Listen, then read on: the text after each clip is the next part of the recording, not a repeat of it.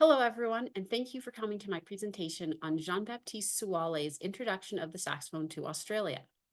I have come here from Melbourne, Australia, but as I'm sure you can tell from my accent, I am not Australian. Originally, I'm from Fairfax, Virginia. I graduated from Woodson High School, go Cavs, and the great Rick Perrell was one of my first saxophone teachers. It is truly an honor to present this lecture for you today. You may be wondering how a kid from Fairfax wound up in Melbourne studying the history and current status of the saxophone in Australia. The short version of the story is that I heard the piece Beat Me by Barry Cockcroft, who is an Australian saxophonist and composer, and it all kind of snowballed from there.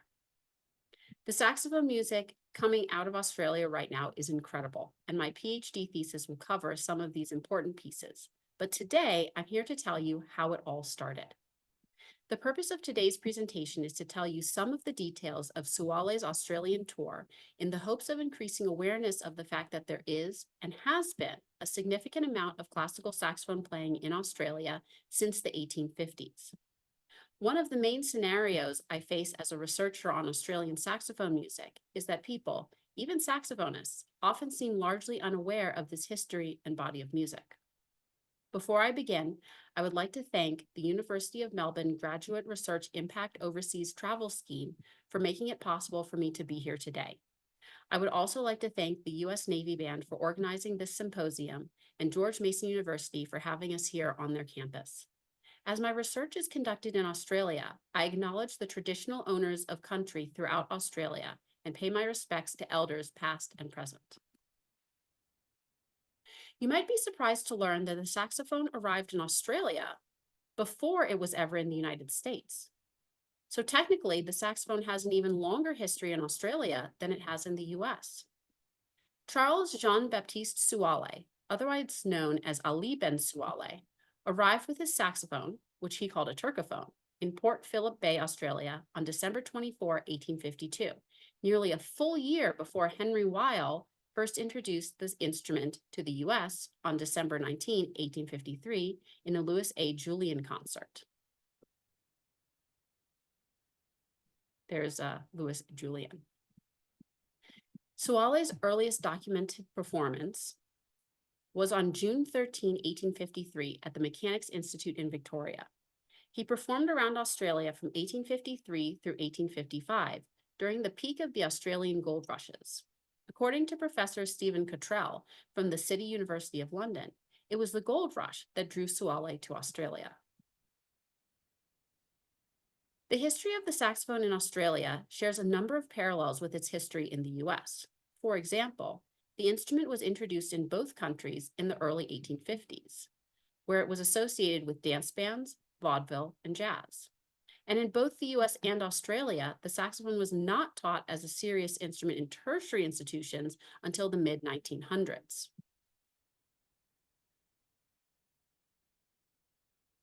Despite these parallels, the saxophone's history in Australia differs in significant ways from its history in the US, and knowing about Sou-Alle's introduction of the saxophone to Australia will assist in understanding these differences.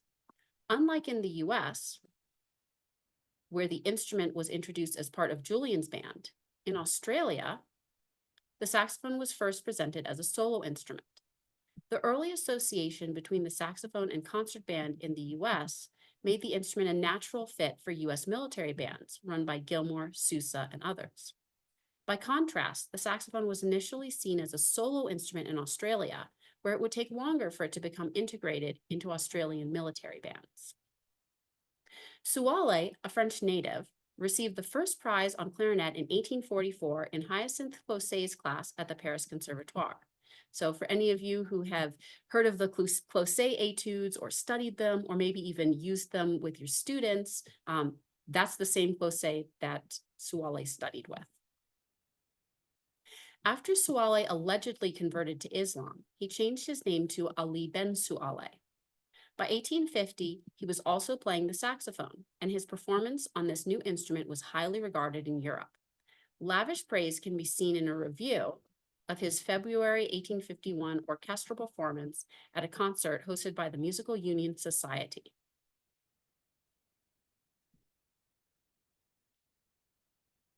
In August 1852, the famous French conductor and bandmaster Louis Antoine Julien hired both Sou-Alle and Weil to perform in concerts in London.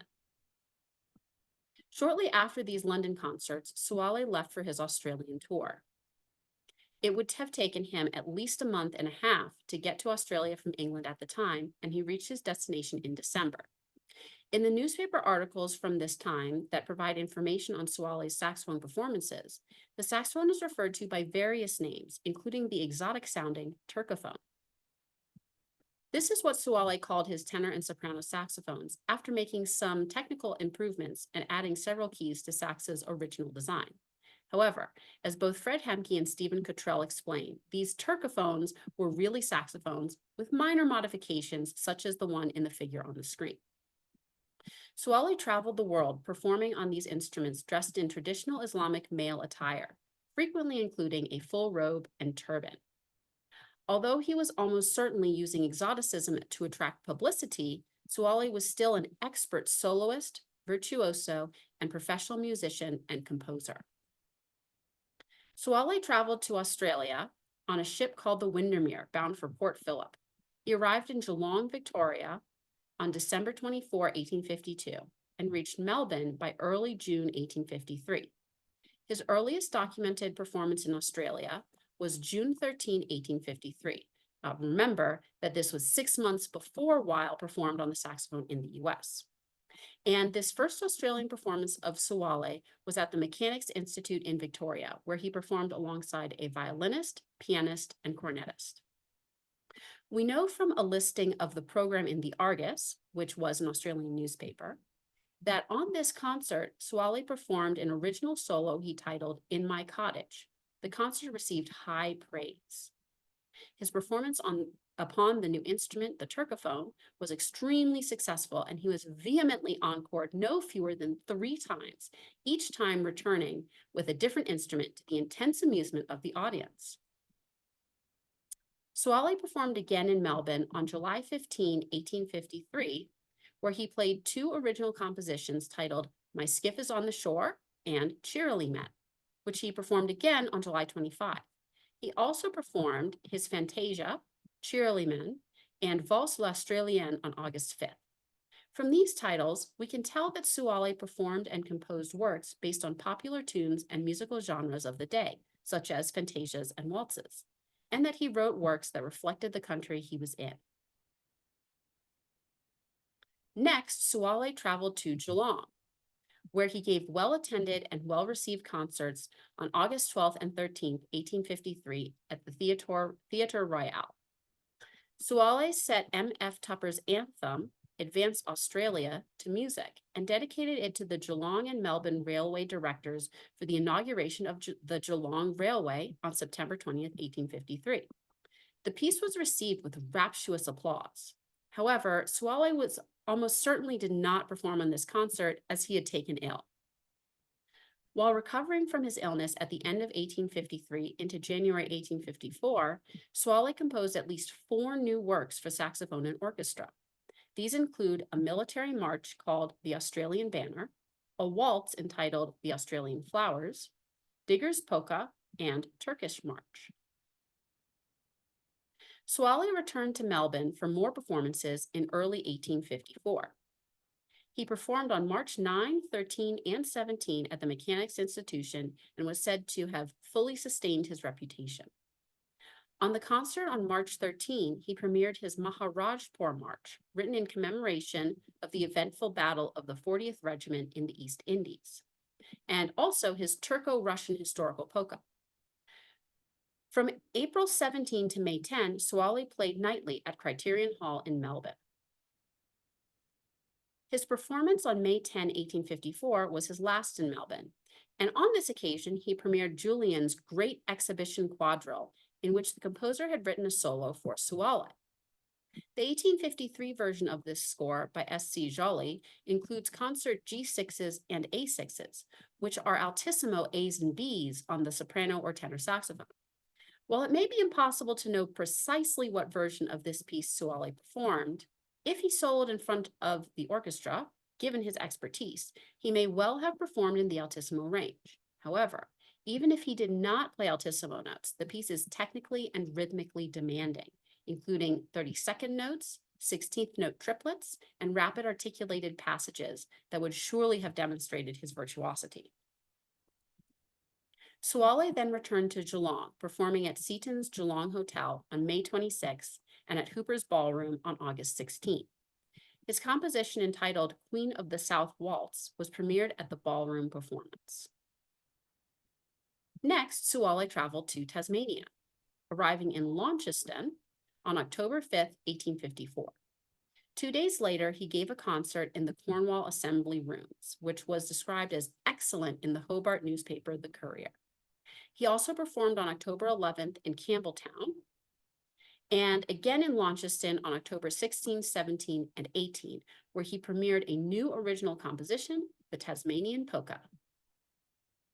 Soualle next traveled to Hobart, where he performed on October 31 and November 2nd at the Mechanics Institute Hall to lavish praise.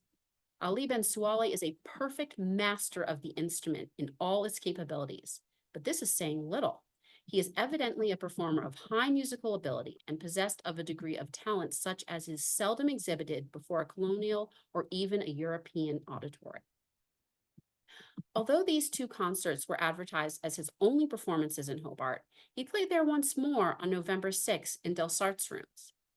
This event, by special request, was positively the last grand concert Soualle gave in Hobart. He also performed on November 7 at the courthouse in New Norfolk, only 35 kilometers from Hobart. Soualle left Hobart on November 8, 1854, and headed back to Geelong via Melbourne. He performed once more in Melbourne on December 2nd before traveling to Sydney. Soualle arrived in Sydney on December 13, 1854, and performed at the Theatre School of Arts on December 21 to a full hall. As in Melbourne, Geelong, Launceston, and Hobart, he was unanimously well received. An article in the Empire newspaper stated, "There can be no doubt but that his reputation is well deserved, for he is an accomplished musician and introduces to the world perfectly novel instruments. He was unanimously encored and favored the audience with a repetition of the performance.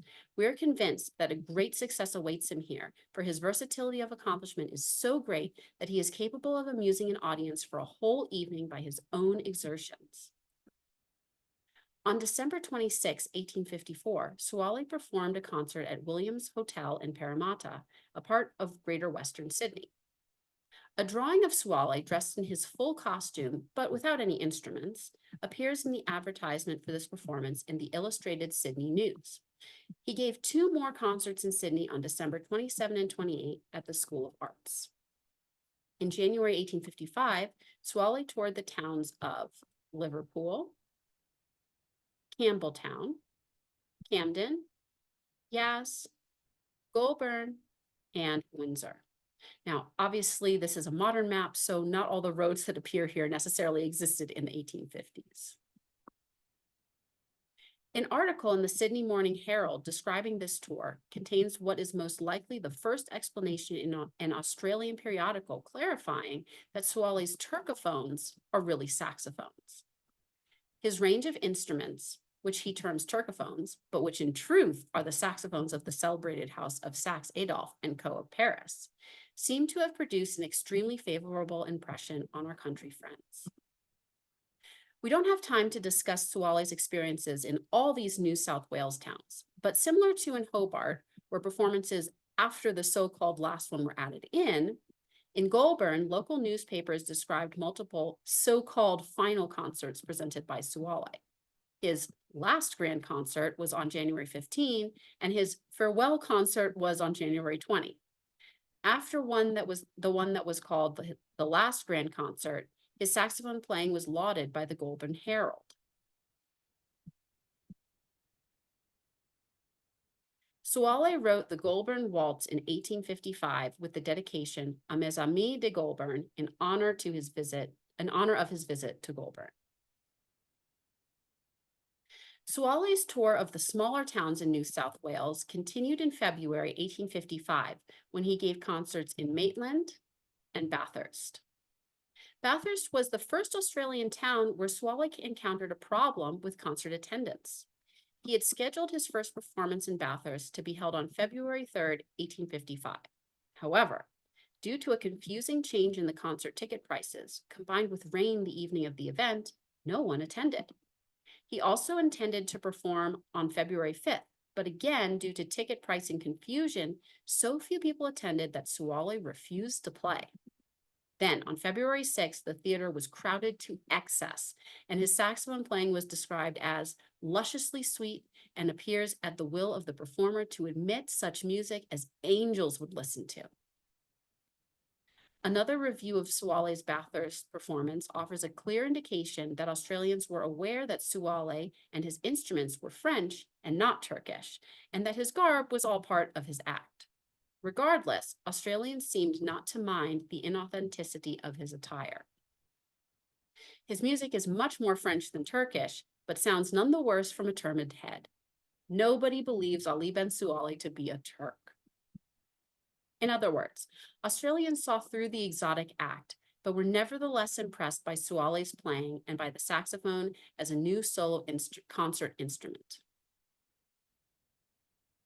On February 20th, 1855, Soualle left on a ship toward Auckland, New Zealand, where he toured until May. He returned to Sydney on May 28, 1855, and then traveled the New South Wales southern coast. After these performances, Soualle was scheduled to go to Brisbane, where he intended to give a series of concerts, including a performance in Moreton Bay. However, there do not seem to be any records of Soualle actually arriving in Queensland or performing there. Instead, he apparently left Sydney on the ship Europa on June 23rd, 1855, bound for Manila in the Philippines, where he arrived by September 1855, thus concluding his tour of Australia. Some have contested Soualle's importance, given that his new name, Ali Ben Soualle, his Turkish garb, and his renaming of the saxophone as a Turkophone all contributed to his performances being a kind of novelty act inspired by exoticism. However, this description does not encompass Soualle's levels of proficiency and professionalism on the saxophone. Soualle was a spectacular virtuoso performer and composer, as the descriptions of his playing and recounting of his expertise and experience touring Australia demonstrate. Soualle was a serious musician with superior prowess on the saxophone, and he was important because he made a strong, positive impression on his audiences while introducing the saxophone as a solo concert instrument throughout Australia. He also attracted audiences with the significant number of pieces he wrote with Australian references in the titles, which he did for other countries he toured as well. I hope that this account of Soualle's extensive Australian tour and his early introduction of the saxophone to Australia will help illuminate the long history of the saxophone in Australia. Before I conclude, I would like to mention that after Soualle left Australia, he composed the Souvenir d'Australia de Mani. Australian saxophonist Ross Chapman has recently performed this piece along with pianist Jessica Clark at Medley Hall in Carlton, which is a residential college at the University of Melbourne. A recording is available on YouTube, and I'll play a bit for you in a moment. I would also like to mention that Ross Chapman has recently completed his PhD thesis titled Liminaire, Performance, Context, and Cultural Dynamics of the Saxophone in Australia, 1853 to 1938. His thesis includes further information about Soualle and covers the first 85 years of the saxophone in Australia, challenging the widely held view that the instrument was solely a product and expression of popular or lowbrow musical culture. His thesis complements my own, and my thesis largely explores Australian saxophone music and culture after the 1930s. Here is a bit of the souvenirs containing variations on Stephen Foster's Old Folks at Home, which is popular in Australia at the time.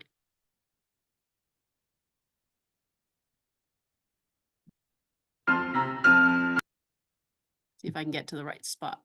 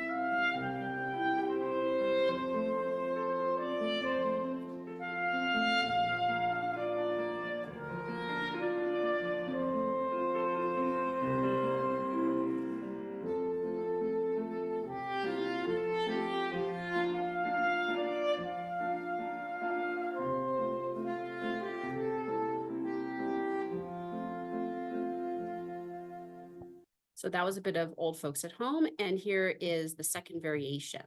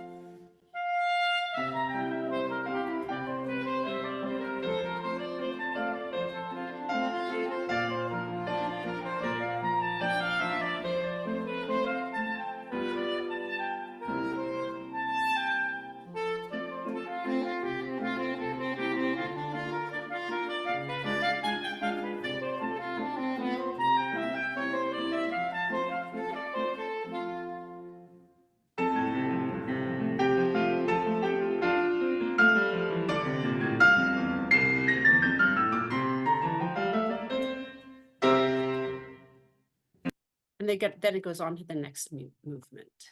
For more information on Sou-Alle, aside from Ross Chapman's thesis, you may feel free to take a picture of this slide. And thank you for listening. Now I'll take any questions.